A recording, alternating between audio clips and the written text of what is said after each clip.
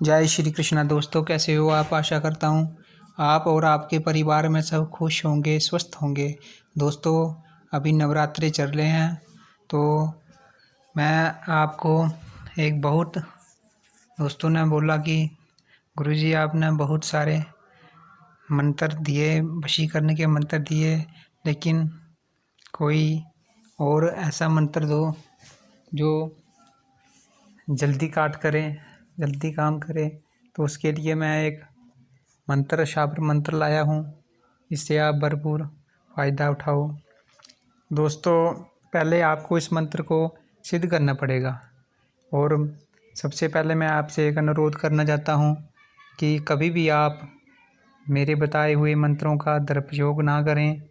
जनहित कल्याण और समाज की भलाई के लिए इनका इस्तेमाल करें, ना कि किसी का घर खराब करने के लिए इनका प्रयोग करोगे तो पाप के आप खुद भागीदार बनोगे। क्योंकि दोस्तों, ये शरीर हमें बड़ी ही मुश्किल से मिलता है कि 84 लाख जून भोग कर एक बार इंसान का जन्म आता है। तो इसमें हमें जनहित कल्याण करना चाहिए। समाज में अपने मोहल्ले, अपने गांव, अपने देश, अपने शहर का विकास और गरीबों की सहायता करनी चाहिए, ना कि किसी को परेशान। इन मंत्रों की उत्पत्ति जनहित कल्याण के लिए ही हुई थी।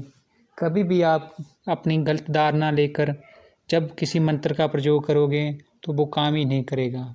आपने रामायण देखी होगी दोस्तों, जब मेघनाथ ब्रह्मास्त्र,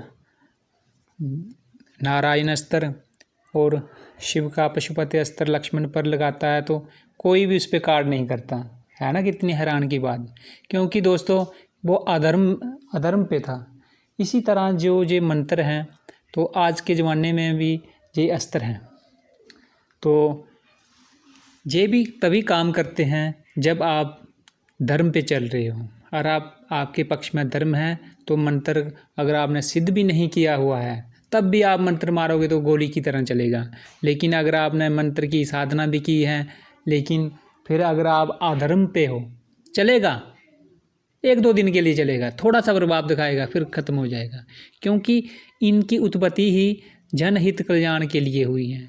और ख़ासकर जो वशीकरण होता है, ये होता है, इसका प्रयोग क्यों किया जाए, किस लिए इसकी उत्पत्ति हुई। इसकी उत्पत्ति इसलिए हुई कि अगर पति पत्नी में द्वेष है, उनका लड़ाई झगड़ा चल रहा है, तलाक की नौबत आ गई है, पत्नी अगर मायका में जाके बैठ चुकी है, जब पति किसी और स्त्री के जंजाल में फंस चुका है और वो इस तरह से किसी का घर तहस नहस हो रहा है, तो किसी का घर बर्बाद होने की कगार पर है, तो उस समय इस वशीकरण का प्रयोग किया जाता है।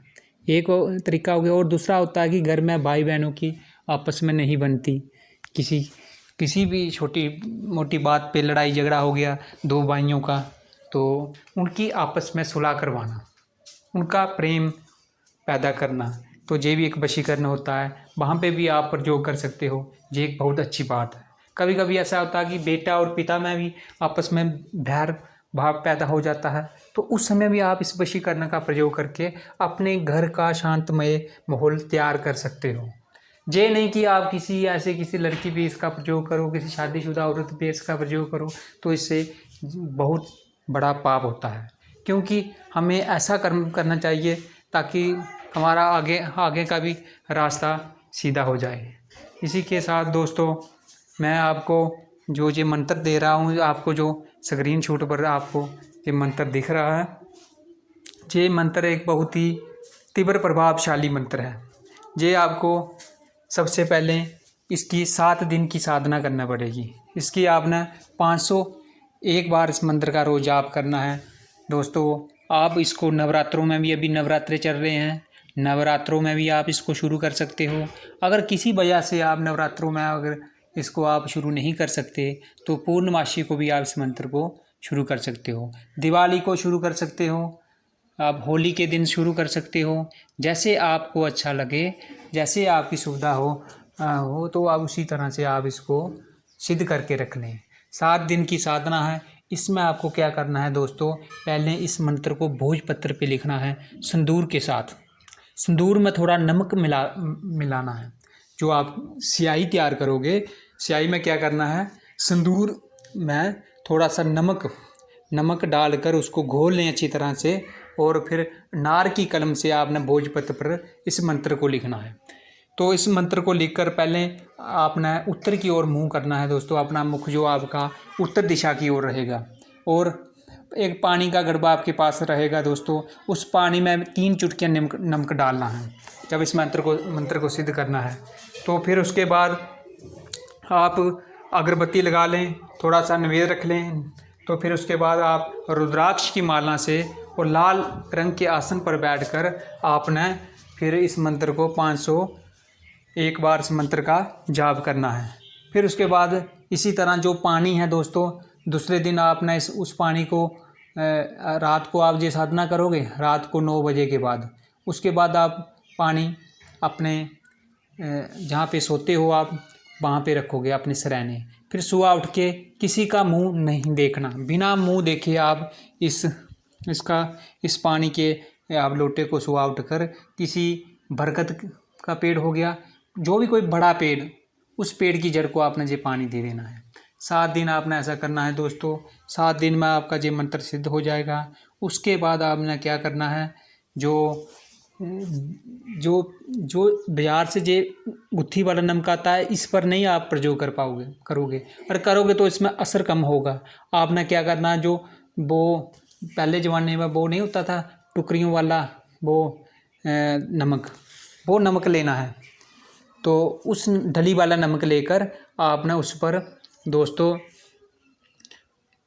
31 बार इस मंत्र को पढ़ना है, और उस व्यक्ति का नाम लेकर फिर किसी भी तरीके से आप रोटी में खिला दो, पानी में पिला दो, किसी भी तरीके से आपको जे आपने नमक डाल के खिला देना है।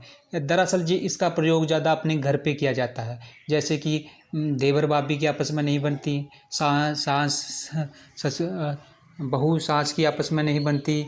आजकल कुछ बहुएं भी बहुत ख़राब होती हैं, कुछ सासें भी बहुत ख़राब होती हैं, उनकी आपस में अनबन है। तो आप थोड़ा सा नमक लेके इसको मंत्र को आप सिद्ध करके रख लो, आधा घंटे में आपका जाप पूरा हो जाएगा। उसके बाद देखा कि अगर अपने घर का माहौल आप अच्छा बना सकते हो। लेकिन इसका आप दुरुपयोग ना करें, ये बहुत ही तीव्र प्रभावशाली है। 2 घंटे के बाद आपको इसका असर दिखना शुरू हो जाएगा। मैंने 2-3 बंदों को ये प्रयोग दिया जिनके घर में लड़ाई झगड़ा रहता था, तो उन्होंने दोस्तों इसका प्रयोग करके बताया। मैंने तो उसका खुद प्रयोग नहीं किया, लेकिन उन्होंने बताया ठीक 2 घंटे के बाद थोड़ा इसका असर हमें दिखना शुरू हुआ है। इसी के साथ दोस्तों मैं अपना ये वीडियो को विराम देता हूँ, और आपका जीवन आनंदमय रहे। जय श्री कृष्ण।